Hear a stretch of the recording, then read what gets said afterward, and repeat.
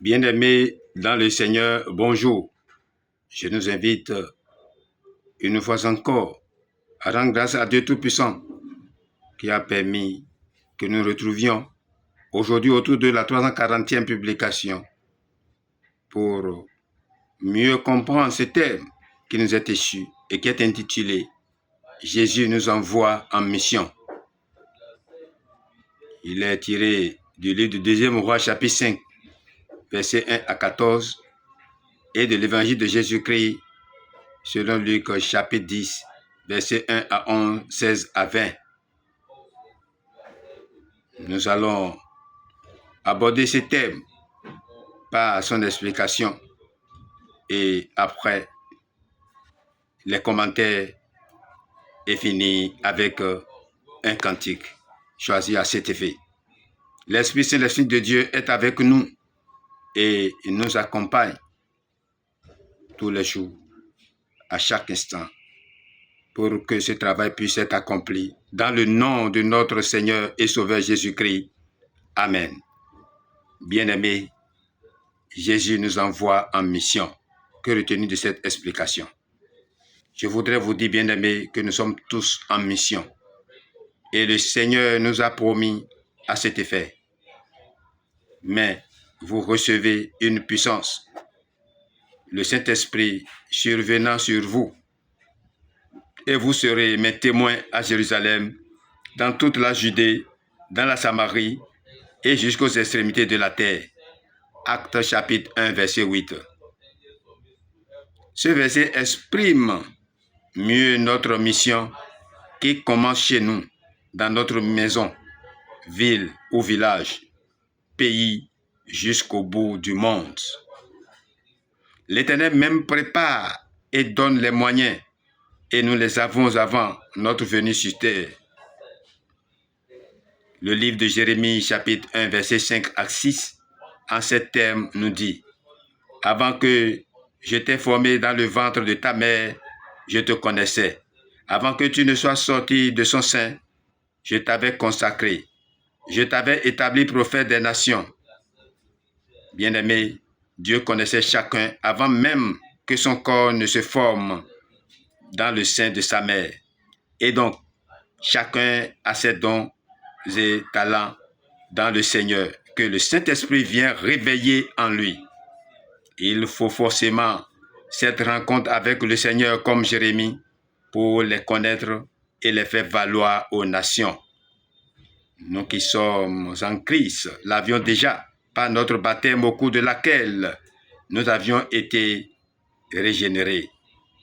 Voyez-vous, Pierre, avant la descente de l'Esprit Saint, il ne pouvait rien et son incapacité était avérée. Il a même nié son Sauveur.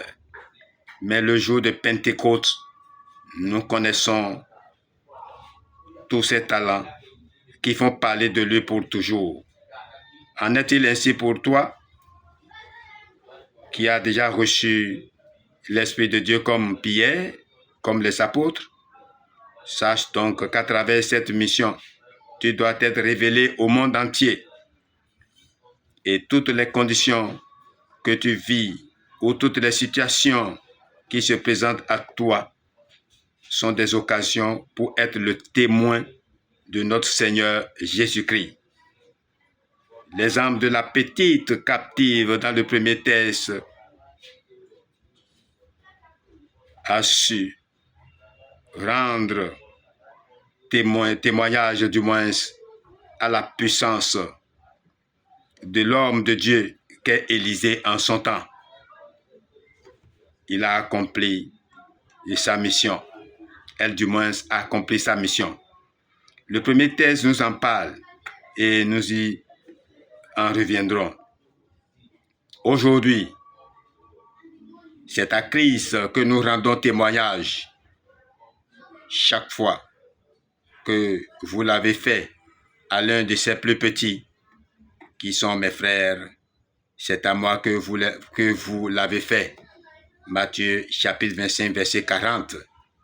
Alors, tout ce que vous faites dans le cadre de cette mission est fait pour le Seigneur et non pour les hommes. C'est un facteur de motivation pour un bon serviteur et celui qui reçoit les disciples de Christ, les envoyés, les messagers de la bonne nouvelle, reçoit les serviteurs de Dieu avec ses bénédictions. Le contraire est synonyme de la perdition, car il est écrit, celui qui vous reçoit, me reçoit, et celui qui me reçoit, reçoit celui qui m'a envoyé. Matthieu chapitre 10, verset 40.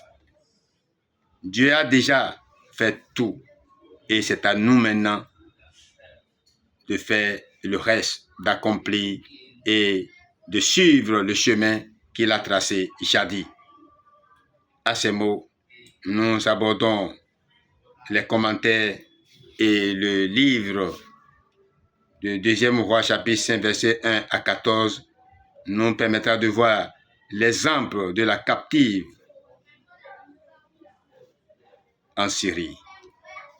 Alors, voici Naaman, général en chef du roi de Syrie, héros couvert de gloire et de distinction.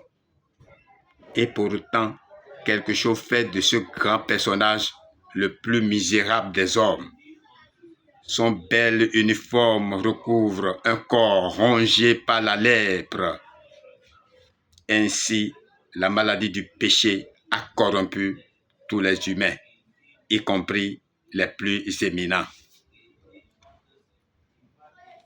Or, dans la maison de Naaman habite une jeune messagère de bonnes nouvelles, une petite fille captive, rançon, simple témoignage à la puissance de l'homme de Dieu. Bien-aimé, on n'est jamais trop jeune pour être un témoin du Seigneur Jésus. Naaman se met en route et, après un détour par le palais de Joram, reçoit le message d'Élisée. Aujourd'hui encore, Dieu a un message pour les pécheurs, sa parole écrite. Beaucoup ne croient pas que Dieu s'adresse à eux de cette manière et ne reçoivent pas la Bible comme la parole de Dieu. Beaucoup aussi trouvent le salut trop simple. L'instruction donnée à Naaman est la même que celle de Jésus à l'aveugle né. Va et lave-toi, verset 10. Jean 9, verset 7. Dieu ne demande pas à l'homme de grandes choses, verset 13.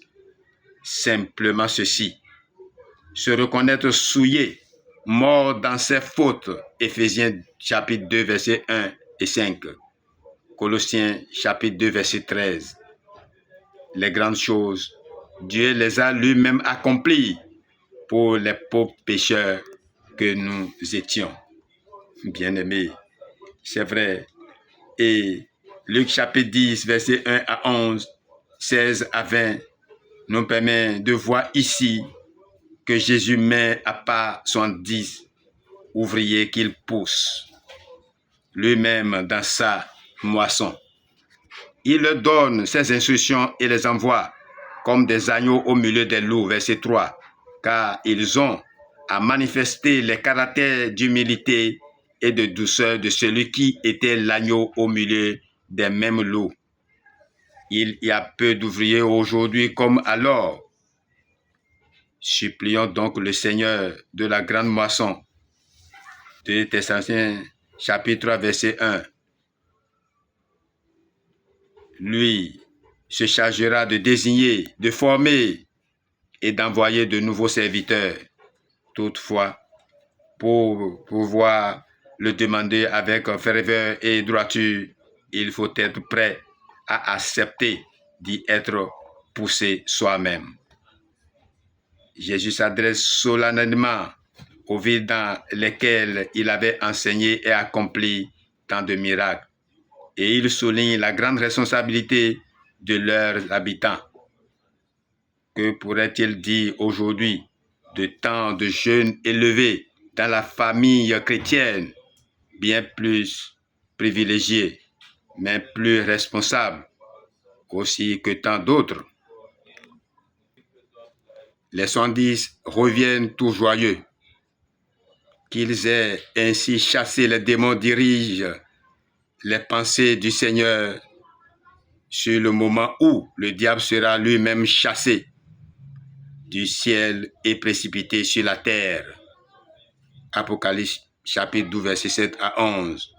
Mais Jésus invite les disciples à se réjouir pour un autre motif.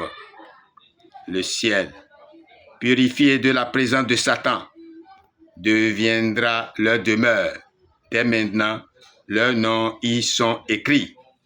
À son tour, le Seigneur se réjouit et s'émerveille, non de la puissance qui a été exercée, mais des conseils de Dieu d'amour. Il a plu au Père de se faire connaître par le moyen du Fils. Et, en contraste avec ce que nous disons généralement aux enfants, quand tu seras grand, tu comprendras ceci ou cela. À qui une telle révélation a-t-elle justement été faite? Aux petits enfants et à ceux qui leur ressemblent par l'humilité et la simplicité de leur foi. Remplissons-nous ces conditions. Voilà, bien-aimés, ce qu'il nous faut en tant que missionnaires sur cette terre. Puisse l'Éternel Dieu Tout-Puissant nous donner l'Esprit Saint, nous donner la force nécessaire, comme il a été avec les siens, pour accomplir notre mission dans la quiétude et dans la tranquillité, comme il se doit, au nom de Jésus-Christ.